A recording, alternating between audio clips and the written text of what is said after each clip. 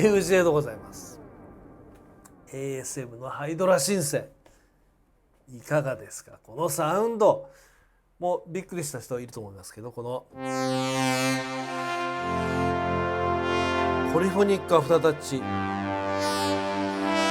この自分の好きな音、例えばドとソとミを弾いて、下の音だけ、真ん中のソだけ、上のミだけ、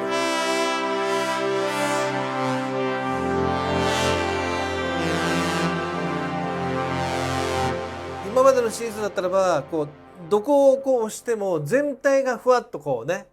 モジュレーションかかるんだけど、これはもうポリフォニックのアフタータッチなんで、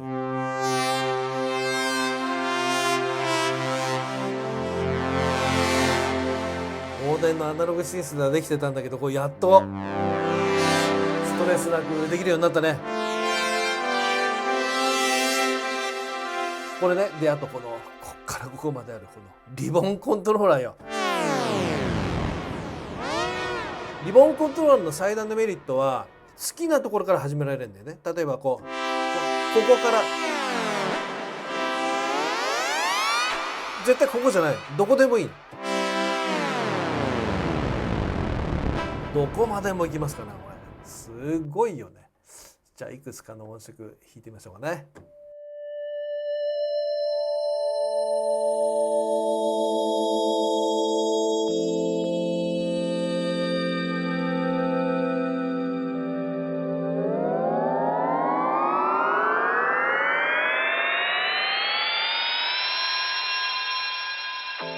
いいねいいね、この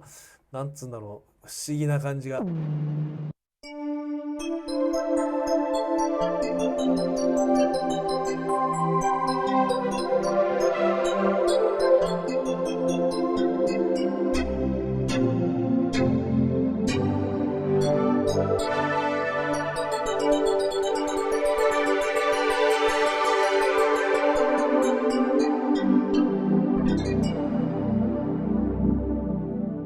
もう素晴らしい。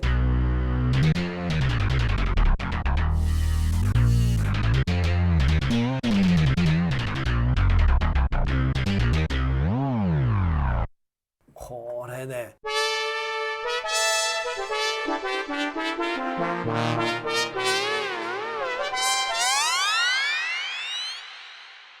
音色このブラウズというところでいろんな音色をね、見ることができます。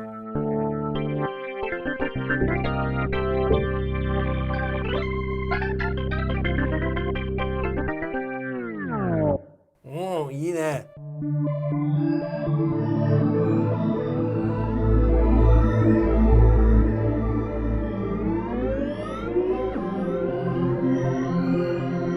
カットオフ、レゾナンス。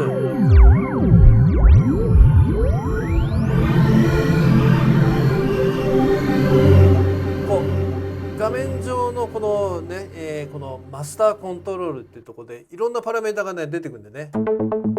あ、ちなみにここアルペジエーターが動いてますね、これ。い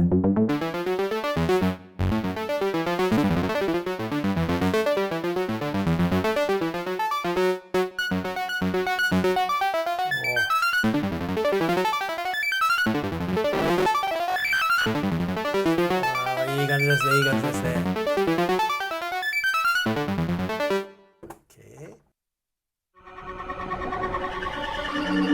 いろんなパラメーターがここに出てくる。ちょっとシンプルな音でやってみようかな。例えばよ、こ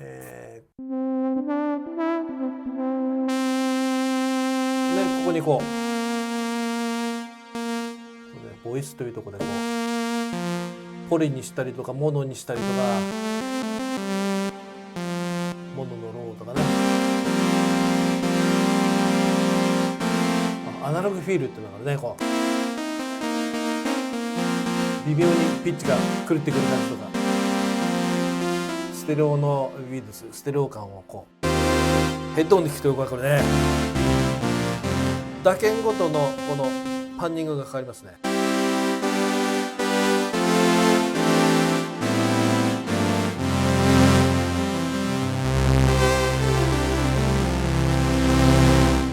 でね、この使いやすいのが非常に良くてですね、この、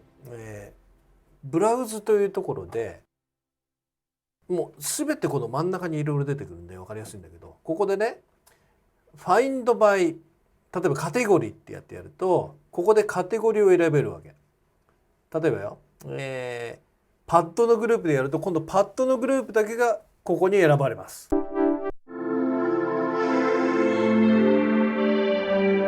う莫大な数あります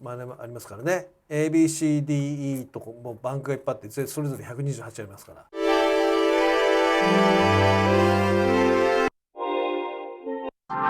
れパッドでしょ。例えばパーカッション。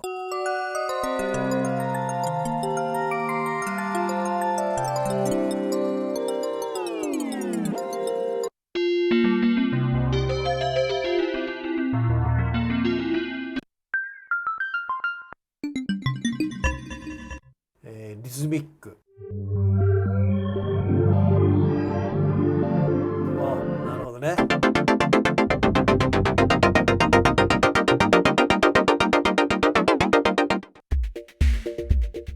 こういうのもある。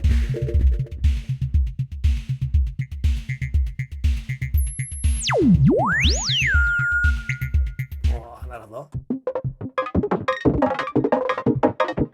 プリセットがよくできてますね、シークエンス。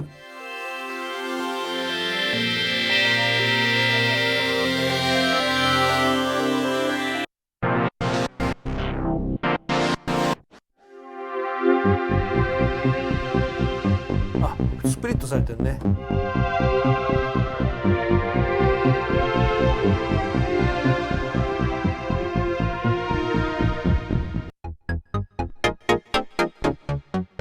なるほど、ストリングス。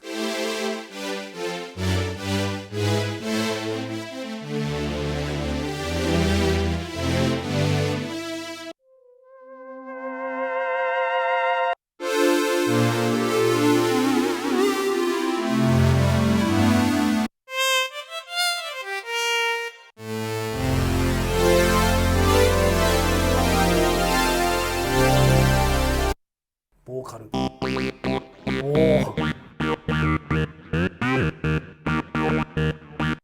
なるほどね。キーグループ、キーボード系。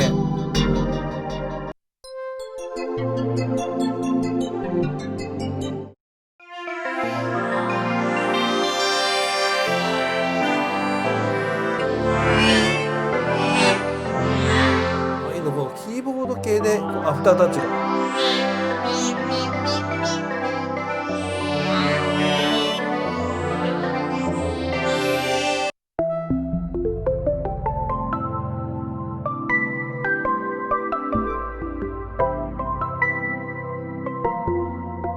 いいね、この雰囲気が。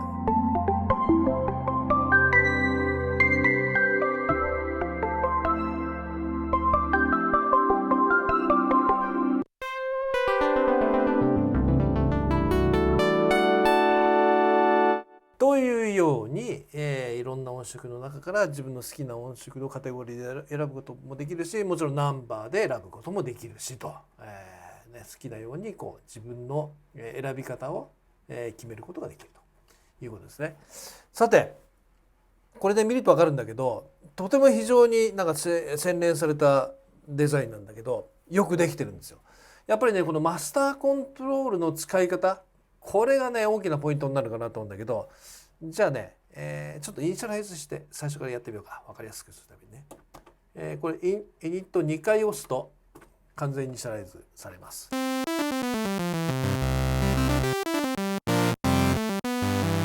もうノコギリはむき出しの音なんだけど、これどういう状態になってるかというと、やってみますね。ここ、例えばここにいろんなボタンあるでしょ。で例えばミキサーを押してみると、ここがミキサーの状態になるわけですよ。そうするとオシレーターが3つあるのが分かるね。でオシレーターが123で1だけが128で他が0っていうことは1だけが鳴ってる。ちなみにこのノイズっていうのもあるね。分かりやすいですね、とてもね。で、例えばオシレーターってやると、このオシレーターのところの情報が出てくる。今シングルでノコギリ波、ソーが出てね。ここやるとサイン波だったりとかトライアングルとかソーとかスクエアパルス、いろんな波形がありますね。デジタル系ウェーブがこうウェーブテーブルっていうかいっぱいあるね。というふうに選べるわけよ。もう残りがむき出しの音でね、面白いのが例えばエンベロープの1と2っていうのがありますけど、全部でね5つあるんだけど、だいたいエンベロープの1がフィルター系、エンベロープの2が、VCA アンプになってると思うんだけど、例えばここで、アタックを動かしてみると、ほらちゃんとグラフで分かるね。リリースも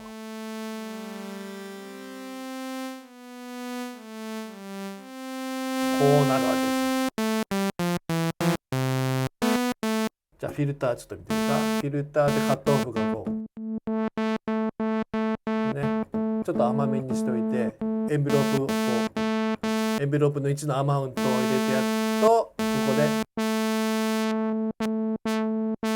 これブラスっぽいエンベロー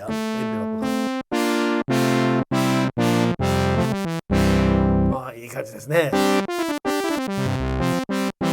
でね、これ面白いのが今教えた位置で分かりやすくやるんですけど、このミュータントっていうのがね、これミュータント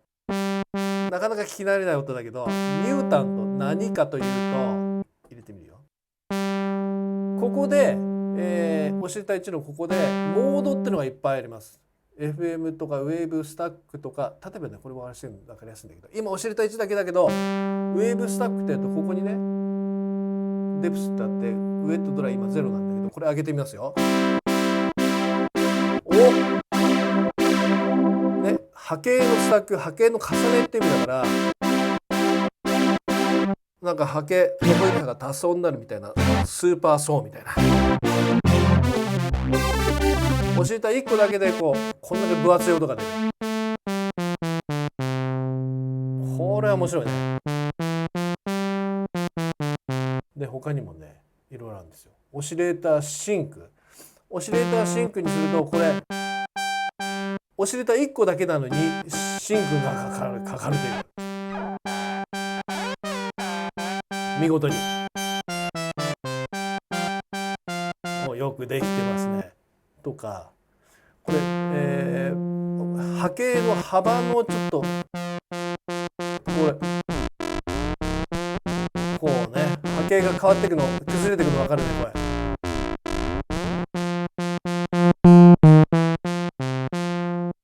これ面白いですね。このようにこうマスターコントロールでインシャライズからこうやってますけど、これで面白いのが、発見したんだけど、フィルターなんだけどね。フィルターの1と2、今1を出してますけど、ここでタイプが選べますね。ローパスとかラダーフィルター、ファットとか、MS20 とか出てきてね。いっぱいあります。ボーウェル口のマークが出てきますね。ボイス系の感じが出てますね。でフィルターの2に行くと、今度フィルターの2がちょっと変わっていて、ここ見てね、ローパスフィルター、バンドパス、ハイパス、こ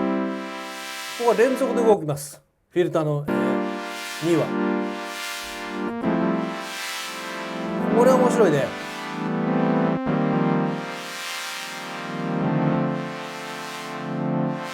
あとね、このモジュレーションマトリックス、これがね簡単にできるんですね、これ。例えばね、ここでこういろんなモジュレーションソースだけど、例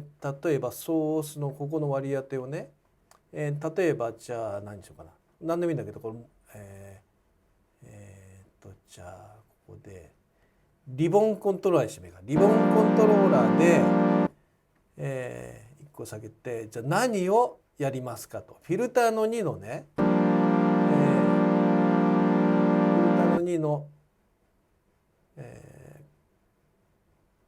フィルターの2の毛布、これやってみようか。でこれでソース入れてやると、これ、リボンコントローラーをピッチじゃなくして、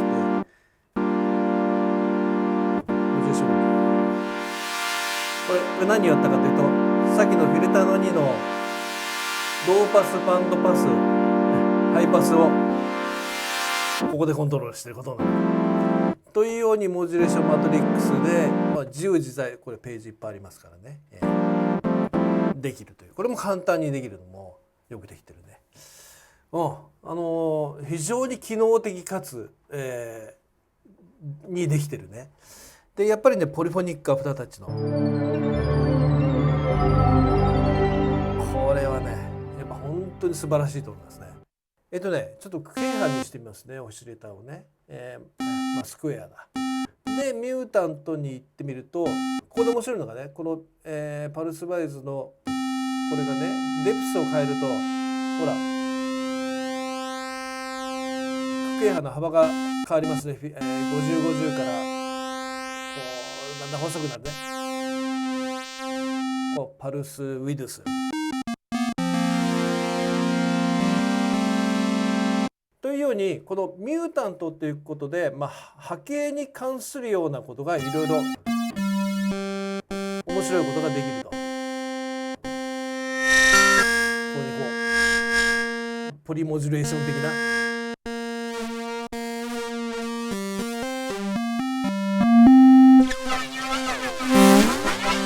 これは面白い。まさにモーフィング的な、波形モーフィング的なことができるというのがこの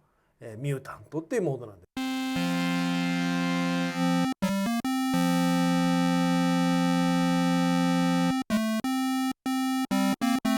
で、例えばこの後にエフェクターを入れたければ、エフェクターってやってて、エフェクターってやると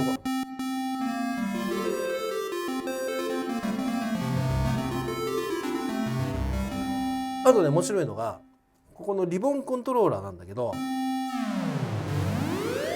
今ピッチベンドになってるじゃない。ここはねリボンを押すとリボンモードっていうのがあって、でテルビンモードっていうのがあるんだよ。テルビンモード何かというと、鍵盤じゃなくてこれで弾く。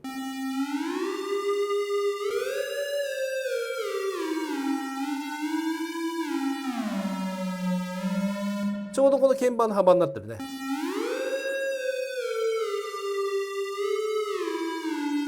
あたかもテルミやってるがごとく、こういったこともできるという。よくできてますねこれね。もっと面白い、今イニシャライズからやりましたけど、このランダムっていうのがまた面白くてね、ランダムっていうのを 2回やると、このハイドラシーツが独自のパラメータを自分で作って、音を出してくれます。やるごとにこう変わります。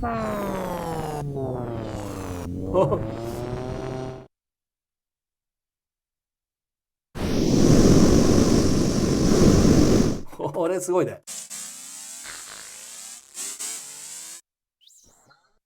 何ができてくるか分かんない。これで気に入ったらすぐにストアして、もう自分の音色にしちゃうみたいな。これ新しいで面白い機能でね。はい、アルペジエーター、マスターコントロール、フィルターコントロールとモジュールのセレクト。モジュールのところで全てマスターコントロールで、制御できるという3つのオシレーターで、音作りは自由自在ということでね。さらにこの CV ゲート、この端子がちゃんといるわけですよ。アウトプットとインプット。だからアウトプットでここから出すモジュレーションとか、こうピッチとデータとか、ゲートの情報とかクロックの情報とかね、アルペジエーターのクロック情報とか送れることもできるし、インプットでモジュレーションソースとして、ユーロラックとかのモジュールからのモジュレーションソースをここに持ってきて、こちらで音作りをすることもできるというね。よくできてますね。このやっぱりね、このなんていうんだろう。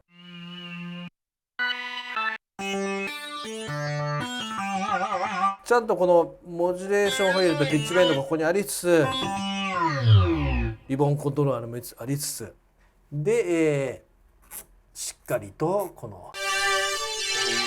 ポリフォニックアフタータッチも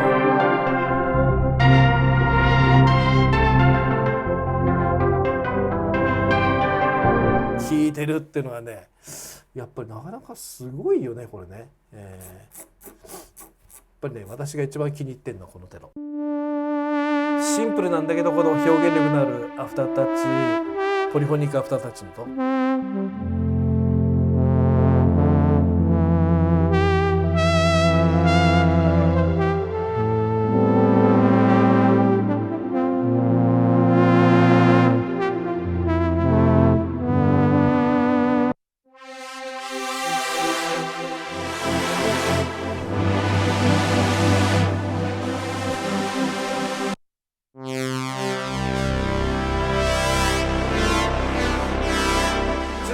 ハイドラシンセは8音ポリフォニックですけど、もちろんモジュールタイプもあるし、例えば2つ連携すると、16音ポリフォニックで演奏できたりとかね、そういう、ポリ数を、スタックするようなモードもあると。ヘッドホンがね、標準とミニが2つあってちゃんと独立ボリュームがついてるのもなかなか気が利いてるね。ありそうでなかった機能が、このフルリボンコントローラーとポリフォニックアフタータッチ、これがちゃんと、このバーチャルアナログというかウェーブテーブルのシンセサイザーで出来上がってるというところがとてもすごいと思います。これね、これはやっぱアフタータッチがちゃんと効いてる。これはミディポリフォニックエクスプレッション、これもちゃんと互換なんで素晴らしいと思います。もうぜひね、これちなみにね、こう色が変わるじゃない、ボイスで。これもね指定できるから、これもね何気にこうやっぱり気分が上がる機能ですね。よくできていると思います。ということでハイドラシンセ ASM のハイドラシンセ、本当にね、しかもリーズナブルな値段でこれが出来上がってるっていうのがとても、素晴らしいと思いますね。ASM のハイドラシンセでした。